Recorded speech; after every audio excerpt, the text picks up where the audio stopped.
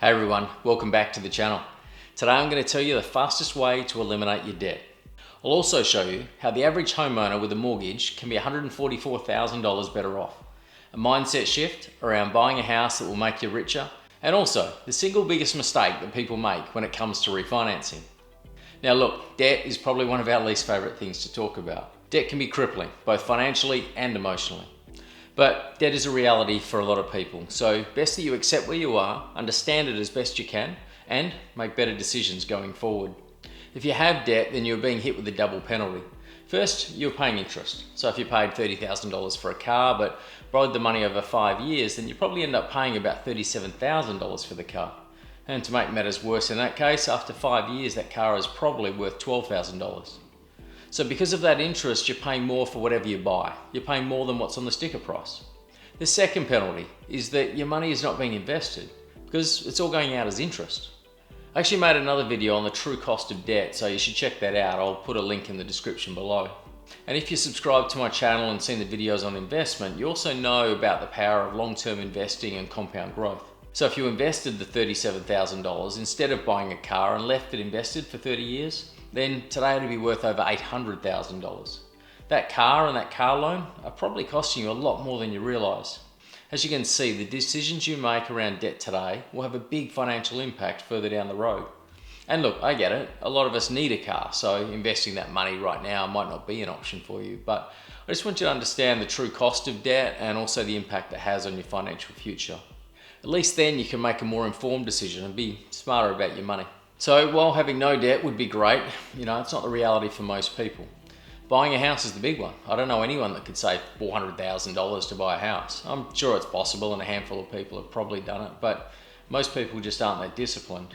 But if you do buy a house, there's a few things you can do to make it a better financial decision at least.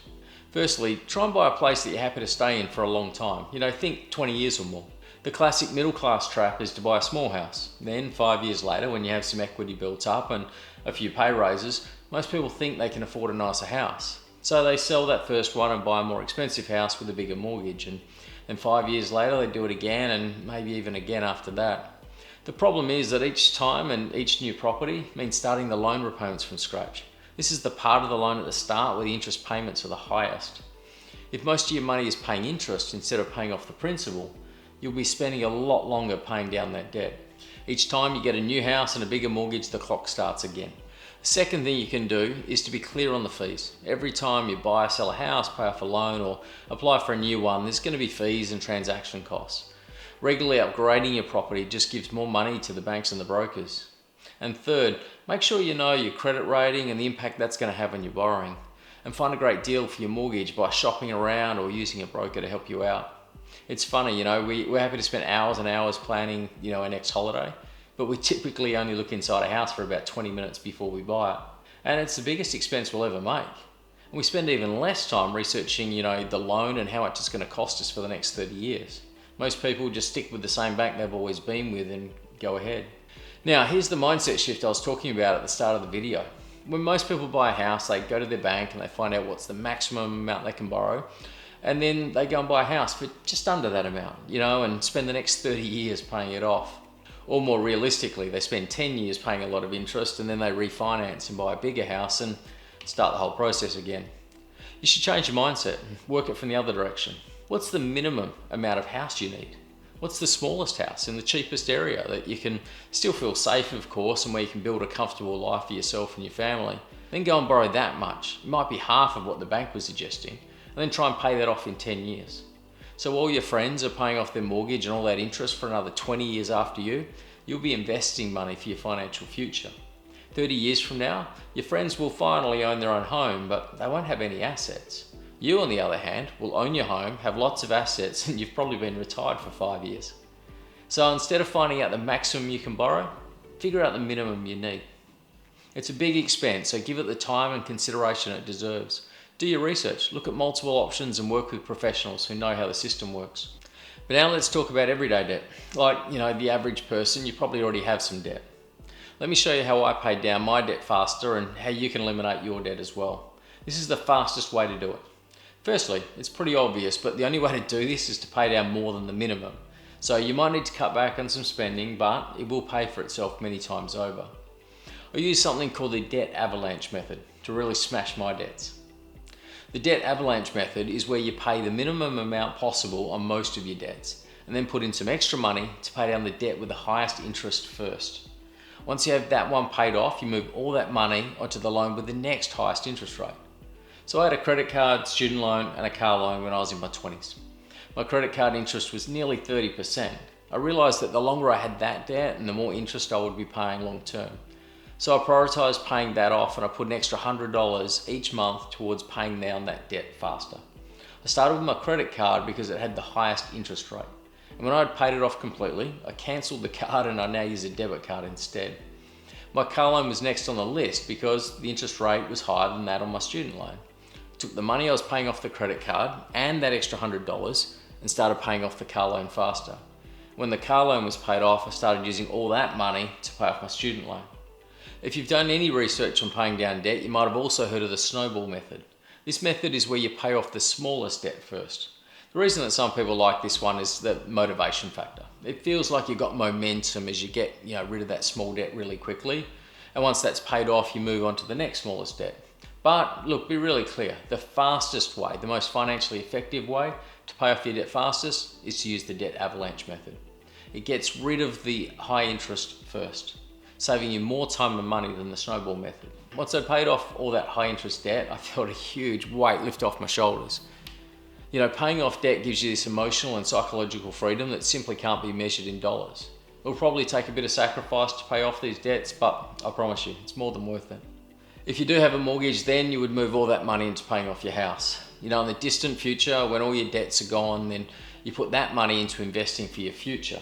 Now you can really speed up your path to financial independence. Let me show you the impact of putting an extra $100 a month into paying off your debts. In a previous video I talked about how much debt actually costs, and I talked about the average American home loan. It's about $450,000 over a period of 30 years, and at the time of recording, the average interest rate was around 6%. So an extra $100 each month in repayments actually saves you $56,000 in interest, and it cuts nearly 3 years off the length of the loan. To put that in perspective, because you paid just over $32,000 off the loan earlier, it saved you $56,000.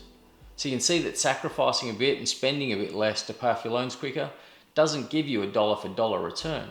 For each dollar you put into that loan, you save nearly double, because you reduce all of the interest that's just going to the bank. Let's go even further. Because you've now paid off your loan quicker, if you invest the extra money for the last 3 years of the loan period, that could be worth another $92,000 invested for your future, plus the $56,000 you saved in interest. You're $144,000 better off, and it only cost you $32,000 or $100 a month. That's a great return on investment. So do your best to put another 5 to 10% of your income towards paying down your debts faster. Prioritize that high interest debt, especially if the rate's over 8%. Really get stuck into it. And also think about where the rest of your money is going. You might think that you're doing the right thing and investing for your future, for example. But if you're paying 30% interest on a credit card and making 8% from your investments, then it's not a great idea. Instead of investing, you really need to crush that high interest debt first. Or maybe you're saving for something and the bank's giving you 3 or 4% interest. Again, if you've saved $2,000 and getting paid 4%, but you're paying 30% interest on a $2,000 credit card bill, then you're getting screwed. Pay off your debt first, then start saving and investing for your future. And here's the biggest trap that many poor and middle class people make when they're refinancing.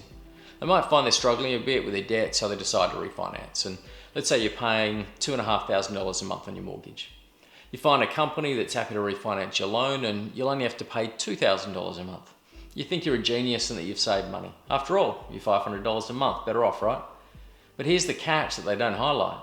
The term of the loan, which is the length of time it runs for, is usually much longer. They add on a few years so that you can pay back less each month, but you're making a lot more repayments along the term of the loan, which means you're paying more interest, which means you're much worse off. They might also increase the interest rate at the same time, so they're really screwing you twice. Before you refinance, you should check your interest rate and compare it. Check the length of the loan and calculate the total amount you're going to have to repay. Then compare that to your current loan before you make any decisions. Don't be a sucker and just look at the monthly repayment amount. That's what most people do. That's what they're hoping you'll do. And that's what costs people lots of money in the long run. You might have heard me say this before, but what gets measured gets improved. So make sure you know how much you owe, what the interest rate is, and what all the fees are. It helps you make smarter decisions with your money. What gets measured gets improved. It's easy to stick your head in the sand and ignore the debt and hope that things magically get better, but look, they won't. The decisions you make and the actions you take today, they're going to give you the power to take control of your finances and put you on this path to a brighter financial future. If you've got into some trouble in the past with money, you can't go back and change it, so don't beat yourself up about it either. Just try and do better from this point forward, and as always, I'm here to help. Because if you want to be financially free in the future, you need to grow today.